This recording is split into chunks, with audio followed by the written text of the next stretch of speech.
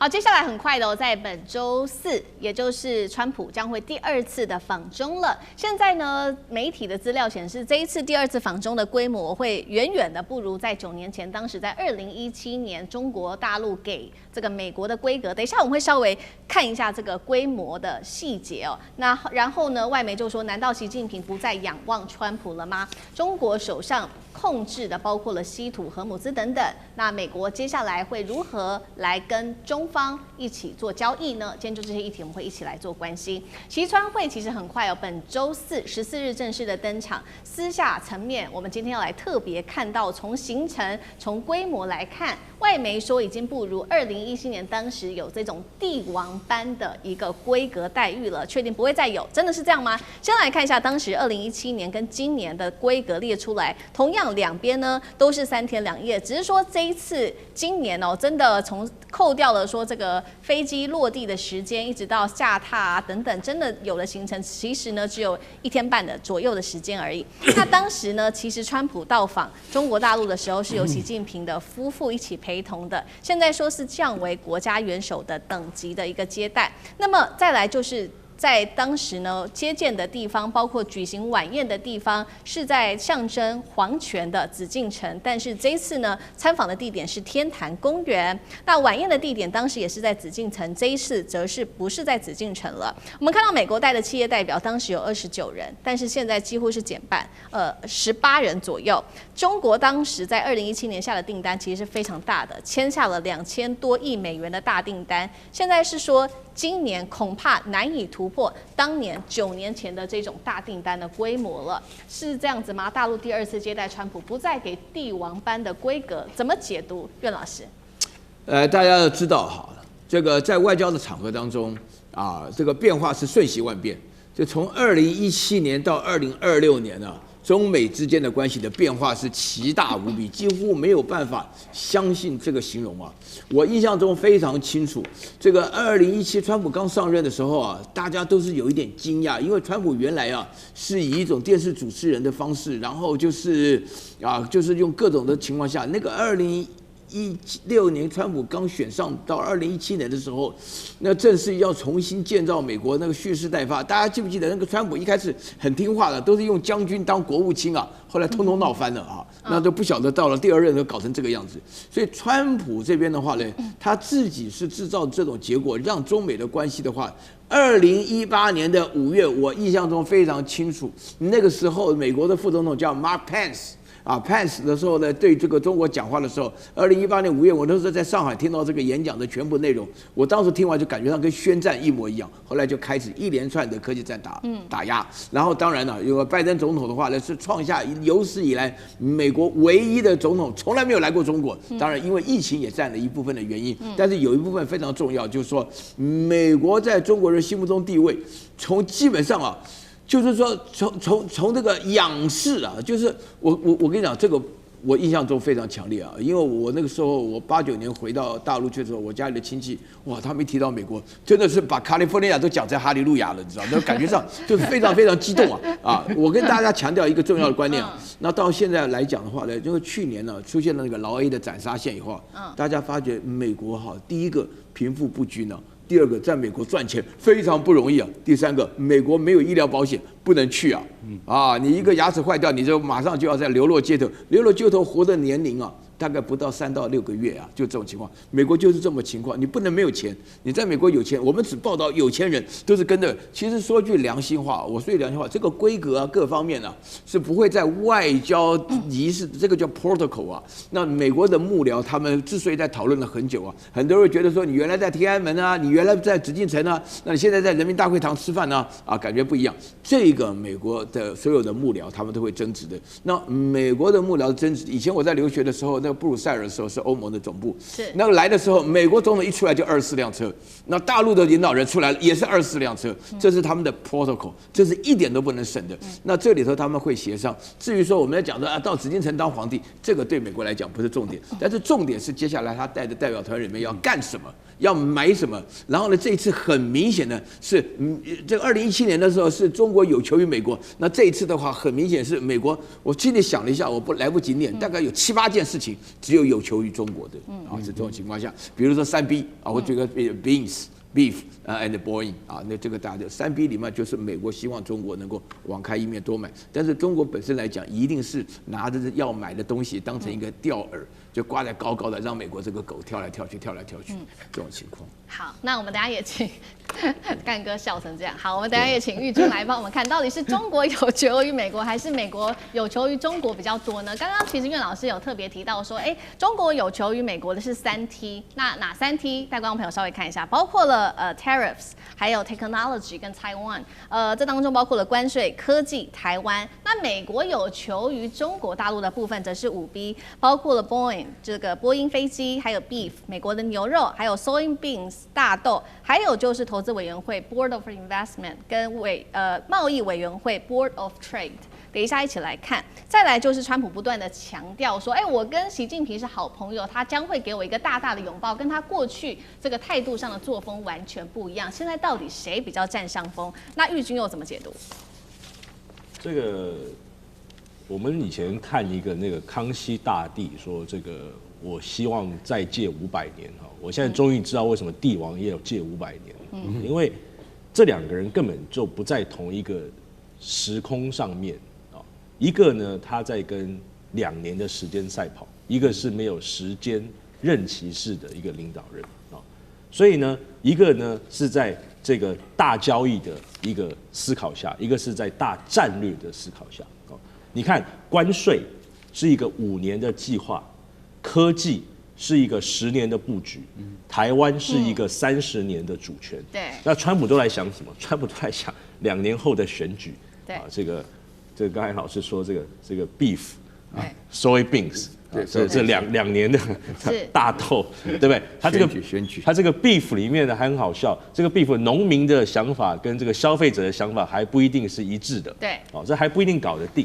对，所以就是说，一个呢在想大交易，一个在想大棋局，所以这个2个领导人呢，在这个层次上是完全不一样的。好，那因为我觉得这一次跟上一次有一个很大的一个不同，我们从数字上来看的话，这8年中国对美国的出口下降了将近6%，从大概20%降到现在不到14%，就是整体的调整，就是这个是对于中国来说是一个非常大的体制的上面的转变。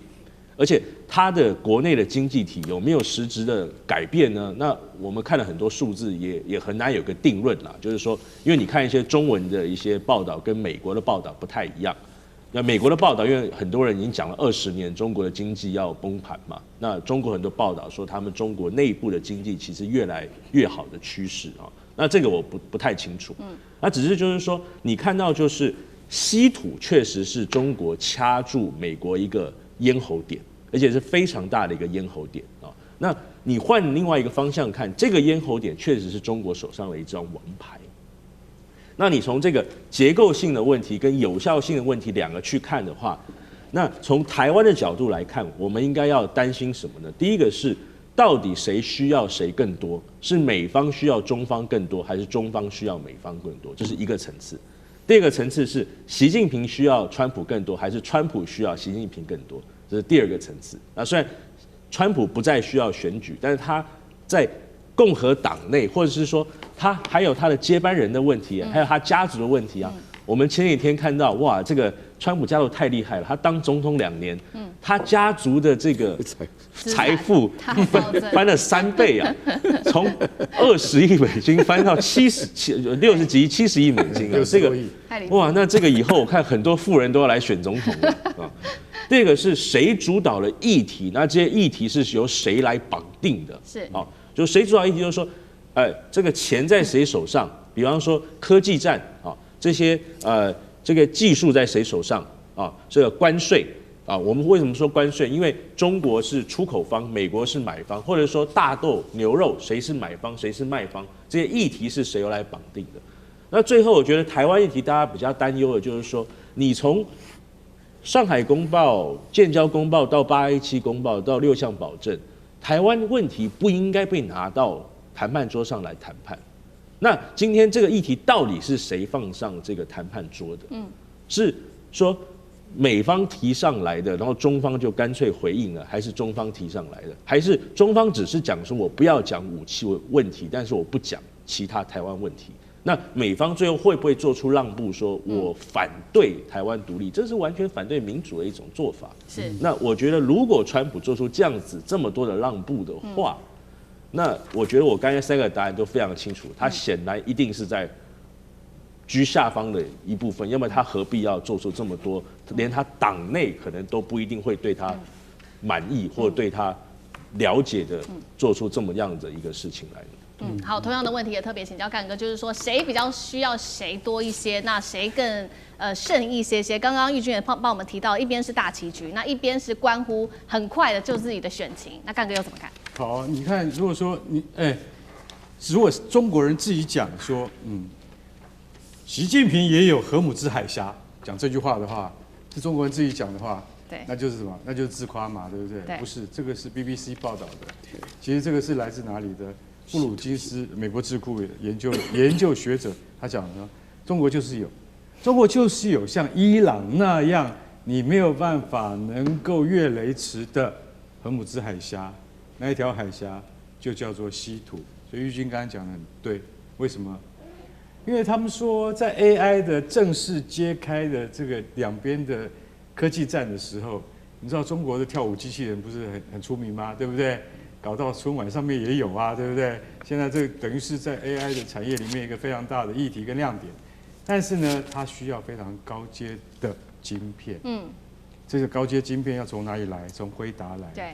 还是要跟美国买？没有关系。习近平这次跟那个川普见了这个面之后，就在想，他一定会问他这个问题：我的机器人还要跳舞啊？那请问你给不给晶片呢？如果不给的话，是不是？那我们的荷姆兹海峡就会跑出来，那就叫稀土。其实中国那个分析他讲得很清楚，他说中国随时可以中断供应链。美国自己本身是有稀土的，但是我们都知道，美国自力开发稀土的生产跟洗矿，那还要在20年。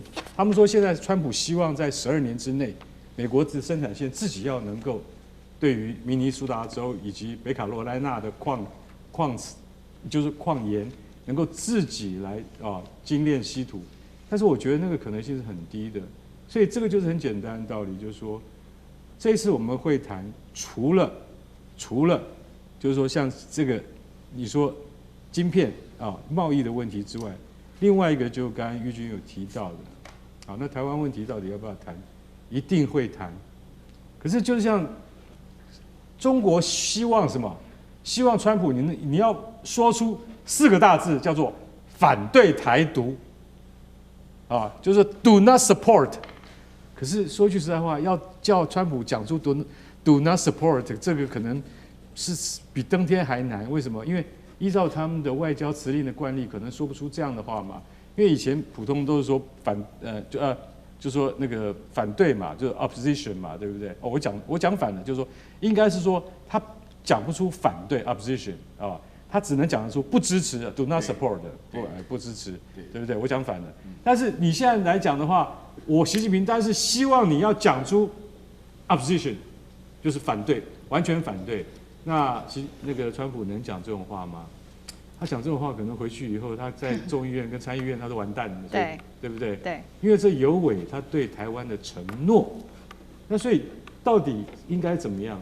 我讲句实在话，那个1.25兆对台湾的那个军售在我们就是说认知的专家里面看起来，这个议题根本就是过度炒作了。为什么？